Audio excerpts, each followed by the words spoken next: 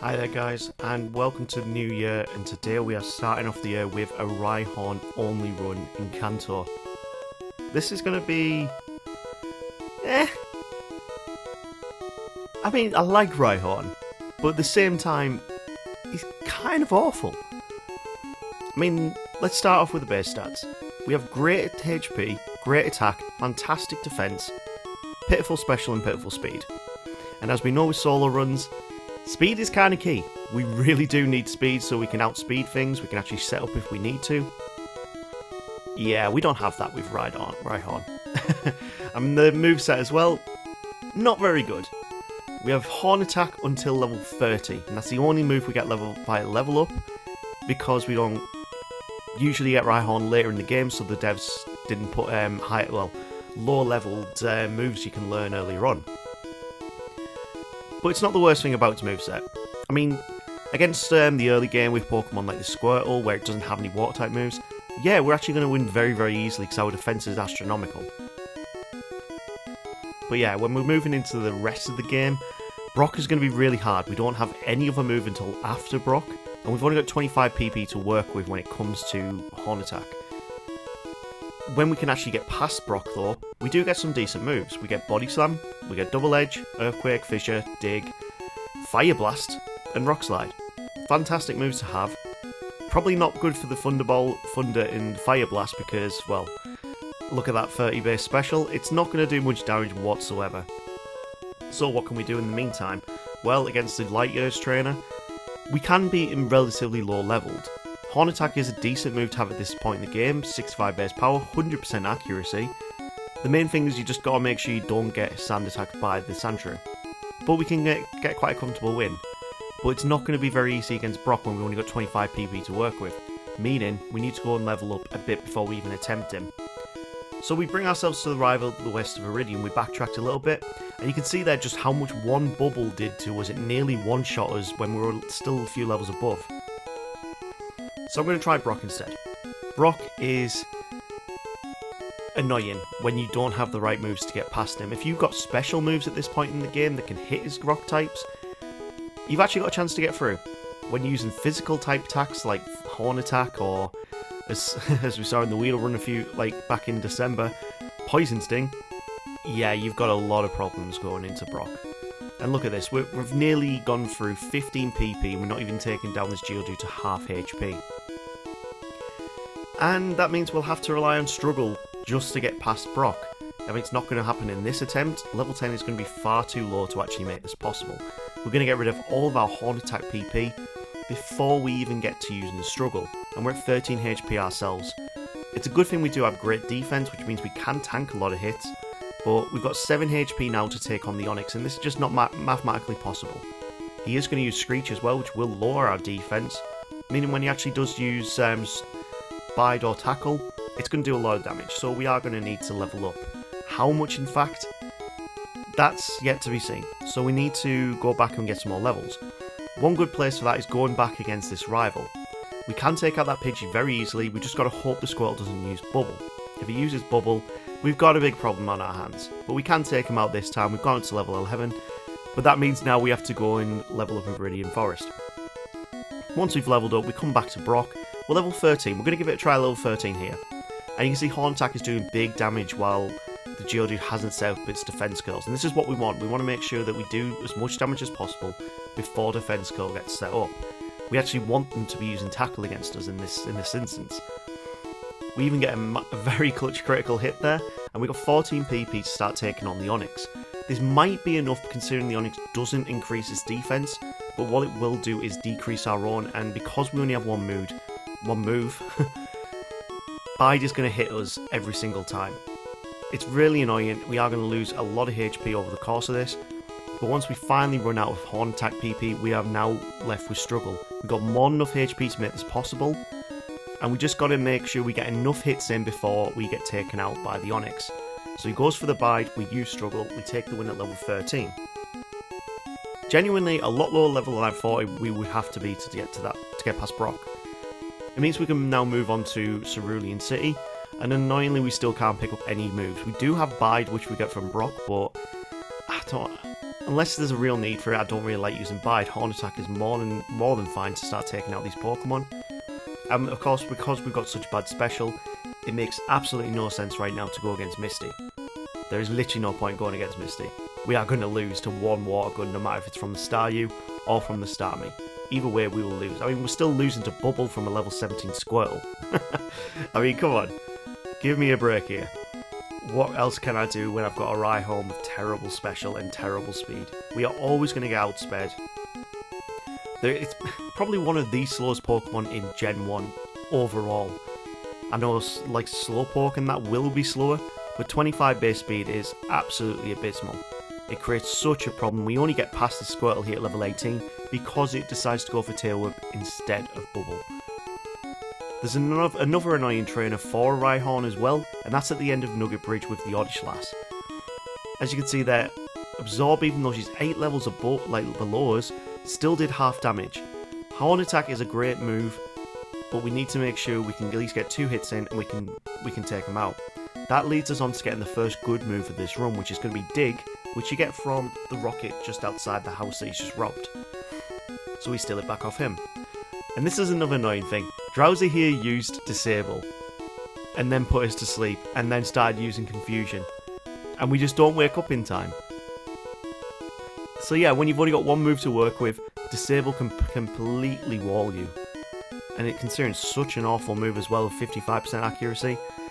Yeah, it really irks you when you see that. Second attempt on him though, we literally sweep through as quick as possible. We get TM28, which is Dig. And we've actually got a chance now where we could go against Misty. But I don't think that's going to be worth our time right now. I feel like even with Misty, we're going to need to get a few more levels up, and we can come back to Surge later on. So we've also picked up Body Slam on the SSN as well, so we've got Horn Attack, Dig, and Body Slam. 3 great moves to have, and we can see the difference here. We are now sweeping through the team of the rival. The Wartortle is still going to be an issue, and 2 Bubbles are still more than enough to take us down. It's really annoying, but we're making some progress. Let's try this again. So, Body Slam is going to do big damage against the Pidgeotto. Perfect, that's what we want because we don't want to be Sand Attacked. Hyper Fang will not do very much damage, we're resistant to normal type moves. Kadabra will do big damage with Confusion, but it's very defensively weak. That brings us on to the Wartortle. When we get the Paralysis with Body Slam, we manage to win on 1 HP because we can now outspeed. And this is why I like Body Slam, because of that chance to cause paralysis. It's a fantastic move to have, and this is going to be a key move when we go into Misty. But before we even try Misty, I want to see how we did against any of our other trainers. And now we're at a higher level. Yes, we are very high level for going against Misty. We can actually take out some of the trainers in the gym very comfortably, which makes me a bit more comfortable about going against her. So first off, she's going to go for the X-Defend, which we go for a Body Slam. Water Gun does 3/4 of our damage, and unless we get a paralysis, we are not going to have a chance of winning this. Let's try this again. I just do think it's possible at this level. So, Water Gun will always do big damage. We do manage to take out Staryu in 1 hit there. We get the paralysis on Body Slam against the Starmie, and then we're going to use Dig to try and evade her attacks, and that's the way we get past her. Yes, we are level 26, but there's not much else we can do. Now, I'm not going to go back to Surge now. Instead, I'm going to go through Rock Tunnel. There's not really too much of an issue when you've got Dig going through Rock Tunnel, but this will bring us over to Lavender Tower where we can go against the rival again. We've got some great moves for his team right now. Dig is perfect for the Growlithe. Execute. As long as we don't get put to sleep, Body Slam will do massive damage, and that's what we want. Barrage hits a lot. It seems whenever there's a multi-hit move, they always do a lot more hits than whenever I use a multi-hit move. This is Gen 1, people. It's annoying, but it's enjoyable, I'll tell you that. When we finally do get to a chance of beating this Execute, we stay asleep for so long, take so much damage. Oh god, how long is this? How long did this thing have me asleep? See, Body Slam does great damage, and we also learned Stomp at level 30. Pretty much the exact same as Horn Attack, except it's got a chance to flinch. But we still managed to lose against the rivals, Wartortle. And this is making me scared for the very end of the game. So I actually decide, you know what, I'm going to come back here later. I don't have to do this battle right now. We need to upgrade our moveset. So we're going to go and get Rock Slide from the girl at the Celadon department store. And I forgot which of the sodas you had to give her, so I had to go back and get the soda pop. That way we can get Rock Slide, which is going to be the best rock move we can learn, and technically the only rock move that we can learn as a rock ground Pokemon. Yeah, you heard that right, we don't even learn Rock Throw. But with the combination of Dig and Rock Slide, we get it starting to build out our moveset a bit better. The worst thing about all this though is that we still have that awful speed. So while we're at the Celadon department store as well, we do pick up as many Carbos as possible to try and increase that. It's not going to do very much, but every little helps, eh? You know, all the Tesco stuff. So, once we've beaten Giovanni, we can move back over to Surge because we have picked up Fly for our HM Mule. We need to go and get his badge, and then we're going to try and progress through the rest of the game. Surge is not a problem whatsoever. His Pokemon are very defensively weak, and we're a very strong attacker. But that brings us back to Lavender Tower, where we've actually got a chance now to beat the rival. Level 33 now. We've picked up Thunderbolt of all things. Yeah, Rhyhorn actually learns Thunderbolt and Thunder, which I think is a very weird move considering how bad our special is, but in later generations it does get the Lightning Rod ability, so it does make sense in some regards. But either way, the Execute starts walling us again by putting us to sleep. We stop hitting our body slams because we've been sand attacked. Even just one sand attack in Gen 1 can make your attempt so detrimental. I hate the move when I'm not using it. I love it when I am.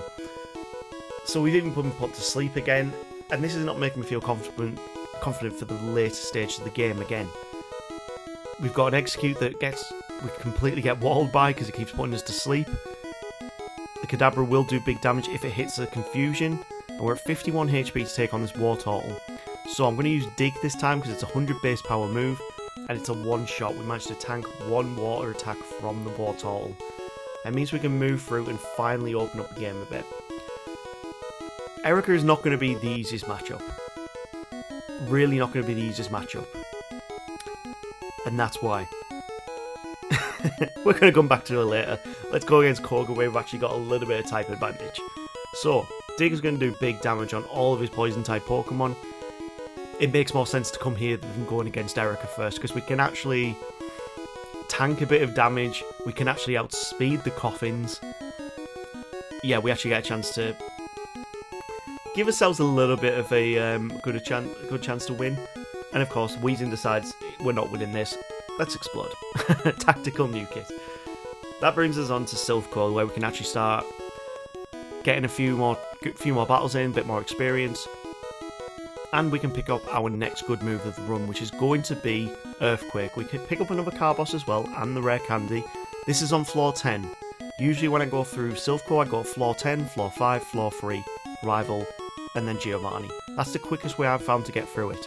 If you don't need Earthquake, you can skip floor 10 out completely. And I also run into this scientist here. We are actually going to need a lot of levels here. So I decide, it's actually going to be worth our time. If we've got a few more levels, our speed might be good enough to take out the Victory Bell. But Earthquake's going to be the best move for that, because it's a one-turn, 100 base power move with Stab. We still don't outspeed the Victory Bell, which is really not good, and we still lose. We're nearly 10 levels above them. We're 13 levels above her here, and for the first time, Sleep Powder did not hit. So we actually now had a chance to beat Erica. We are 13 levels above her. This is an awful run. Rhyhorn is genuinely awful. This brings us on to the rival. So the rival is still going to be a thorn in our side the entire run. But we have Rock Slide, which can take out the Pidgeot. We've got Rock Slide, which can take out Growlithe. We've got Execute, which Body Slam is the best play for us. And we do get Leech Seeded here, which is very annoying. We're now against the clock as we need to try and take out these Pokemon. But Psybeam does fantastic amount of damage. And yeah, we need to now go up even higher on our levels to try and get past the rival. It's been a long time since I've had to be close to level 50 just to beat Silph Core rival. And even at that point, it's still a nightmare. We do not have any recovery based moves. And the only reason we get past this fight is because we paralyse that Blastoise. Such a close battle, but that could have gone south so quickly. And that brings us on to Silph Core Giovanni, who is not going to be a problem whatsoever. With Earthquake on our moveset, we're going to sweep through his team really, really quickly. His Kangaskhan is not going to be much of a problem. The more annoying thing is it takes up time by using Comet Punch. And Rhyhorn against Rhyhorn, we've got Earthquake, he doesn't, we win. Earthquake against the Nidoqueen, one hit KO. And that's Silph Core done. So we've only got a few trainers we need to beat now before we can progress on to the Elite Four. Sabrina is one, and while we're in Saffron City, it made sense to go and try how we would do against her. We take a lot of damage from the Kadabra, and Venomoth as well is super effectively weak to Earthquake, which is perfect. Psybeam does massive damage on the Alakazam, and pretty much what we're going to have to hope for is we get through to that Alakazam without taking any damage, which never seemed to happen. I tried this so many times. Mr. Mime would hit you, Venomoth would hit you, and eventually Alakazam would look at you and go, nah, it's time for you to go. This time he goes for 2 Reflects, and it's the only attempt we had where we actually managed to beat Sabrina. Otherwise, I would have had to have looked at leveling up even more, but we're already level 50 and we still have Blaine and Giovanni left to go. Blaine is not going to be a problem. We've got super effective moves, great typing against him. We pretty much just need to hit our Earthquakes and sweep. There goes the Growlithe, next is the Pointer. Stomp will not do very much damage whatsoever with our Rock typing. Earthquake just one-shots a Rapidash, and now the Arcanine does have Fire Blast, which will do a lot of damage to us, but one Earthquake is more than enough to take it out. And we move on to the final Pokemon. So, Giovanni is last, and he's not going to be a problem whatsoever. Earthquake's power is one of the best Gen 1 moves. It's next to, in my rankings of like Pokemon moves in Gen 1, I would say it's very close to Body Slam. Nidoking is next, Earthquake takes it out, and now it's Rhyhorn against Rhydon, and because we actually used those Carbos earlier in the run, we outspeed and we can take it out in one hit.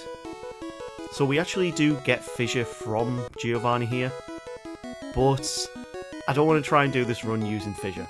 Not yet anyway. If we really struggle then I might need to, but Fissure only hits when you outspeed.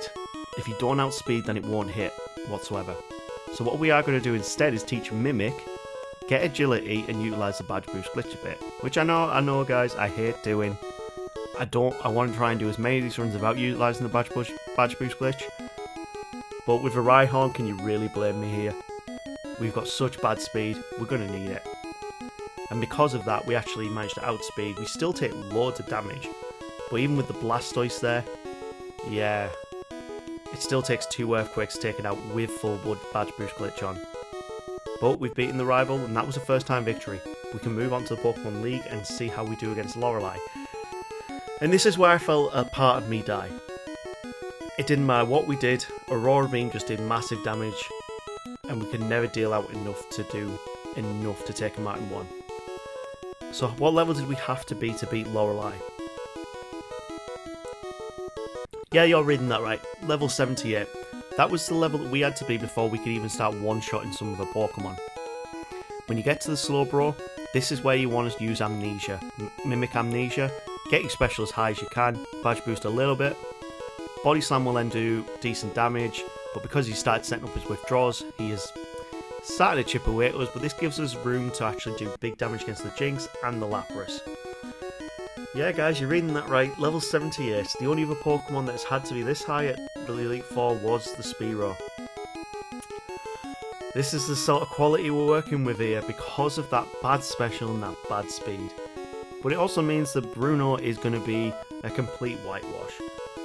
Because of our really high level, we're not going to worry whatsoever. The big challenge is going to come up with Agatha next. And the main reason for that again is because of that low speed. And her Pokemon are very, very quick. Yes, we're super effective against them with Earthquake, but when you don't outspeed them, it gives them a chance to confuse you, for you to hit yourself in confusion, and to use Nightshade, and to also use Hypnosis. The move which has only got 60% accuracy but seems to hit every single time the opponent uses it in my runs. I hate it. It never seems to work when I use Hypnosis, but whenever the opponent uses it, yeah. But strangely enough, when it came to Agatha, we got the first time victory there, as you'd seen. Because we got quite good luck. So this leads us on to Lance. And here is a big problem. He starts off with a Hydro Pump Gyarados. Yeah. 21 levels above him, and he still one-shots us with Hydro Pump. We had to wait and get up a few more levels until he missed with Hydro Pump, which only happened once. It happened once. And from there we could mimic Agility, Badge Boost, and from here, Body Slam our way through his Pokemon. The only problem on his entire team was that bloody Gyarados. Oh. It's astounding what level we actually are at right now. It's been so long since I've had to be in the 80s to beat this game on a solo run. But this is what we had to do. So the big problem with this Pidgeot, it now doesn't have agility.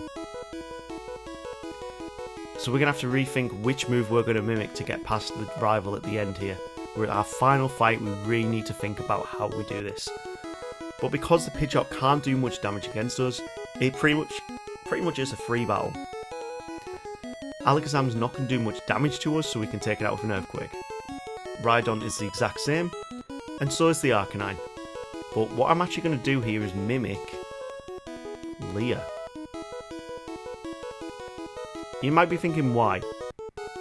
Honestly, I forgot what moves Arcanine had. And I used Mimic, so I had to choose one. But from here, we can Body Slam, Paralyze the Executor. It's going to be half damage. Just leaves us with the Blastoise who, yeah, unfortunately now has Blizzard and freezes us. Right at the last hurdle we get frozen. You hate to see it. But this gives us one more chance to get through with a better strategy, and I know exactly what move I want to mimic this time round. After going back and researching, there is another move on his moveset that I want instead. But I'm going to have to hope that I can get past this Alakazam to do it, and that move is Recover. We lose so much HP as a Rhyhorn through special attacks, so I want to give myself more chances to attack by using Recover. Getting our HP back up to full, it's going to definitely help us out. We wanted that Arcanine to use Leer as well because it adds to the Badge Boost glitch. And we get past the Executor with only 2 hits. So if we can paralyze this Blastoise, we can win. But we get a good Earthquake in, we take the win at level 84. Level 84. I think that's even worse than my Spearow run. This might be hands down the worst Pokemon that I have managed to finish the game with. Hands down. And it's not very enjoyable when that happens. We finished the game at 6 hours 38 minutes. Yeah.